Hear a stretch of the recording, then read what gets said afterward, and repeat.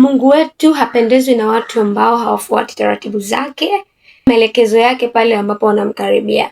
Haijalishi watu hao wawe na karama kubwa kiasi gani, wawe na huduma kubwa kiasi gani, wawe na ushawishi kiasi gani, wawe na uwezo kiasi gani katika kufanya mambo ya Mungu, lakini ikiwa tu vyote wanavyovifanya haviendani na maelekezo ya Mungu, basi Mungu hapendezwi nao na huwakataa kabisa. Wakati Mungu amemuumba Adamu, alimweka katika bustani ya Edeni. Kumbuka ndio binadamu wa kwanza kabisa. Lakini Adamu alipoenenda kinyume na mapenzi ya Mungu, vile ambavyo kufuata vile Mungu alivyoelekeza, haikuwa ni garantia Mungu kumsamehe Adamu, kwa sababu yeye ndo alikuwa ni mtu wa kwanza kuumbwa.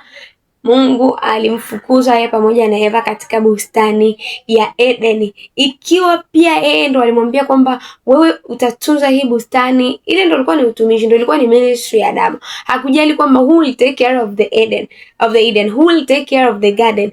Mungu hajali wala hakuwaza na kufikiria kwamba ni muda gani ambao nilitumia kumuumba huyu mtu.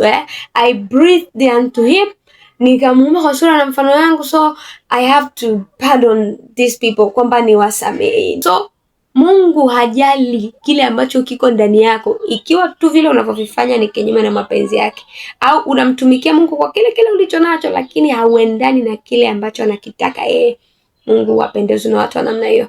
Muangalie Sauli.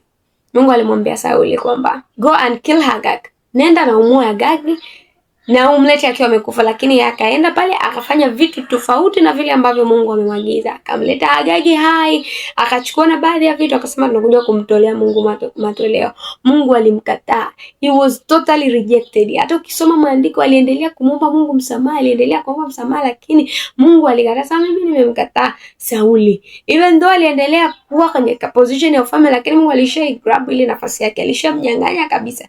He was just there for nothing. Akachukua ile roho yake ile kwa juu yake, akachukua kibali chake, akachukua whatever ambayo chochote kile ambacho alikuwa amekinvest kwake, kuwa katika utumishi fulani, kuwa na kitu fulani, au kuwa na historia fulani na Mungu, kwamba Mungu alinitoa mbali. He told me 1 2 3 4 wakati nimeanza ministry, aliniambia 1 2 3 wakati labda nimeanza kutumika na kile ambacho amenipa. So hiyo sio garantia wewe kwamba kusema kwamba Mungu hatakukataa wala hatakukatilia mbali.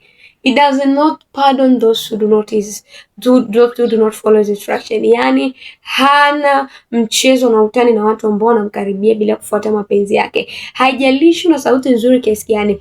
Look at Lucifer. He was good at singing, was good at music, ndio alikuwa mwimbaji mkuu kule mbinguni. Lakini pale tu ambapo alienda kinyume na mapenzi ya Mungu, Mungu hakuzingatia kwamba ndo anajua kuimba sana kuliko wengine, ndo alikuwa mkuu wa sifa, alimtupa. So your beautiful voice, the way you are good at playing the music instruments, the way you are good at preaching, vile ambavyo uko vizuri kwa kuhubiri, kuomba, haijalishi kwamba sio Mungu anashindwa kukutoa katika nafasi hiyo au kukuondoa pale ambapo utafanya kinyume na mapenzi yake. So nini ambacho nataka kukielewa hapa ni kwamba kwa chochote unachokifanya, kile Mungu alichokupa, tamani kukifanya ukiwa bado upo katika maelekezo ya Mungu.